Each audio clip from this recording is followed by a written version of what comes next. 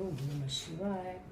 आज मैं वायवी संहिता में ऋषियों के प्रश्न का उत्तर देते हुए वायुदेव के द्वारा शिव जी के स्वतंत्र एवं पूर्वानुग्राहक स्वरूप का प्रतिपादन का वर्णन सुनाऊंगी। तदंतर ऋषियों ने कई कारण दिखाकर पूछा, वायुदेव यदि शिव सदा शांत भाव से रहकर ही सब पर अनुग्रह करते हैं तो सबकी अभिलाषाओं को एक साथ ही पूर्ण क्यों नहीं कर देते? जो सब कुछ करने में समर्थ होगा वह सबको एक साथ ही सब बंधन मुक्त क्यों नहीं कर सकेगा? यदि कहें अनादिकाल से चले आने वाले सबके विचित्र कर्म अलग अलग हैं, अतः सबको एक समान फल नहीं मिल सकता, तो यह ठीक नहीं है, क्योंकि कर्मों की विचित्रता भी यहाँ नियामक नहीं हो सकती। कारण कि वे कर्म भी ईश्वर के कराने से ही होते हैं। इस विषय में बहुत कहने से क्या लाभ? उपरयुक्त रूप से विभिन्न युक्तियों द्वारा फैलाई गई नास्तिकता जिस प्रकार से शीघ्र ही निवृत्त हो जाए वैसा उपदेश दीजिए। वायुदेव जी ने कहा, ब्राह्मणों, लोगों ने युक्तियों से प्रेरित होकर जो संशय उपस्थित किया है वह उचित ही है, क्योंकि किसी बात को जानने की इच्छा अथवा तत्व ज्ञान के लिए उठाया गया प्रश्न साधु बुद्धि वाले पुरुषों में नास्तिक का उत्पादन नहीं कर सकता है।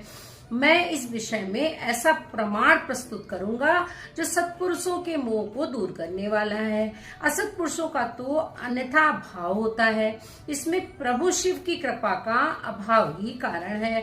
परिपूर्ण परमात्मा शिव के परम अनुग्रह के बिना कुछ भी कर्तव्य नहीं है, ऐसा निश्चय किया गया है। परानुग्रह कर्म में स्वभाव ही पर्याप्त पूर्णता समर्थ है, अन्यथा निस्वभाव पुरुष किसी पर भी अनुग्रह नहीं कर सकता है। पशु और पाश रूप सारा जगत ही पर कहा गया है।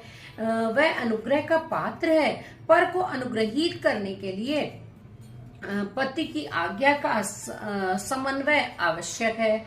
पति आज्ञा देने वाला है, वही सदा सब पर अनुग्रह करता है। उस अनुग्रह के लिए ही आज्ञा रूप अर्थ को अस्वीकार करने पर शिव परतंत्र कैसे कहे जा सकते हैं? अनुग्रह की उपेक्षा न रखकर कोई भी अनुग्रह सिद्ध नहीं हो सकता। अतः स्वातंत्र शब्द के अर्थ की उपेक्षा न रखना ही अनुग्रह का लक्षण है। जो अनुग्रह है वह परतंत्र माना जाता है। पति के अनुग्रह के बिना उसे भोग और मोक्ष की प्राप्ति नहीं होती। जो त्यात्मा है वे ही अनुग्रह के पात्र हैं, क्योंकि उनसे भी शिव की आज्ञा की निवृत्ति नहीं होती। वे भी शिव की आज्ञा से बाहर नहीं हैं। यहाँ कोई ऐसी वस्तु नहीं है जो शिव की आज्ञा के अधीन न हो। सकल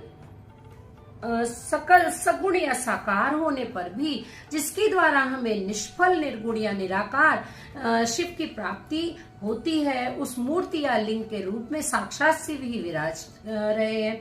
वह शिव की मूर्ति है। यह बात तो उपचार से कही जाती है। जो साक्षात निष्कल तथा परम कारण रूप शिव हैं, वे किसी के द्वारा भी साकार अनुभव से उपलक्षित नहीं होते। ऐसी बात नहीं है।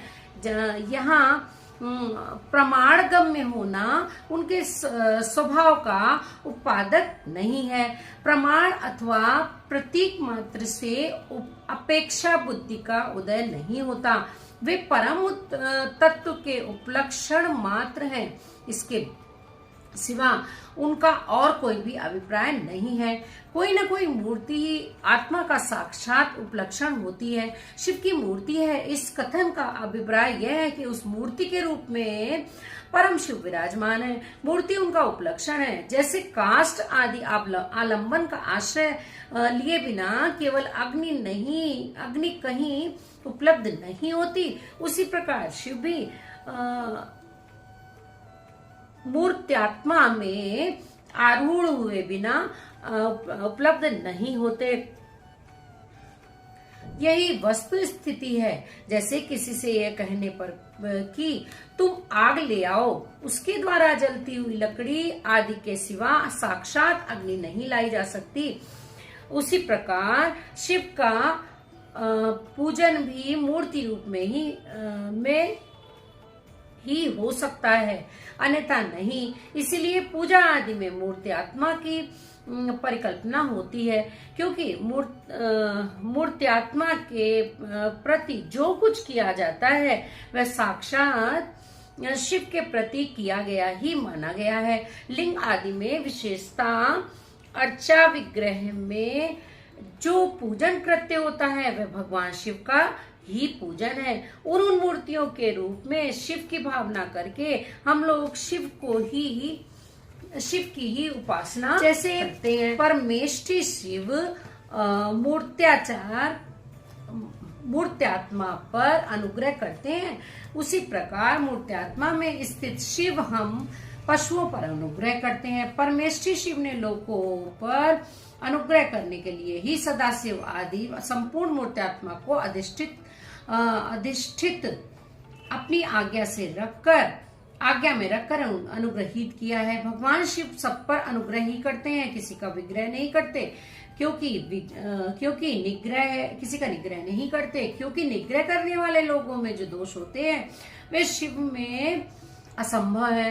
ब्रह्मा आदि के प्रति जो निग्रह देखे गए हैं वे ही श्री कष्ट मूर्ति शिव के द्वारा लोकहित के लिए ही किए गए हैं। विद्वानों की दृष्टि में निग्रह भी स्वरूप से दूषित नहीं है, जब वह राग द्वेष से प्रेरित होकर किया जाता है तभी निंदनीय माना जाता है। इसीलिए दंडनीय अपराधियों को राजाओं की ओर से मिले हुए दंड की प्रशंसा की जाती है। यदि साधु की रक्षा करनी है तो असाधु का निवारण करना ही होगा। पहले साम आदि 3 उपायों से असाधु के निवारण का प्रयत्न किया जाता है। यदि यह प्रयत्न सफल नहीं हुआ तो अंत में चौथे उपाय दंड ही आश्रय लिया जाता है। ये दंडांत अनुशासन लोकहित के लिए ही किया जाना चाहिए, यही उसके औचित्य को परिलक्षित करता है। यदि अनुशासन उसके विपरीत हो तो उसे अहितकर कहते हैं। जो सदा हित में ही लगे रहने वाले हैं उन्हें ईश्वर का दृष्टांत अपने सामने रखना चाहिए। ईश्वर केवल दुष्टों को ही दंड देते हैं, इसीलिए निर्दोष कहे जाते हैं। अतः जो दुष्टों को ही दंड देता है वह उस निग्रह कर्म को लेकर सत्पुरुषों द्वारा लांछित कैसे किया जा सकता है। लोक में जहां कहीं भी निग्रह होता है वह यदि विद्वेष पूर्वक ना हो तभी श्रेष्ठ माना जाता है। जो पिता पुत्र को दंड देकर उसे अधिक शिक्षित बनाता है वह उससे द्वेष नहीं करता। शिव की आज्ञा का पालन ही हित है और जो हित है वही उनका अनुग्रह है। अतः सबको हित में नियुक्त करने वाले शिव सब पर अनुग्रह करने वाले कहे गए हैं। जो उपकार शब्द का अर्थ है उसे भी अनुग्रह ही कहा गया है, क्योंकि उपकार भी कंटिन्यू हित रूपी होता है। होने के कारण यहीं पर छोड़ी है। आधा भाग कल आएगा। 30 और 31 अध्याय का आधा भाग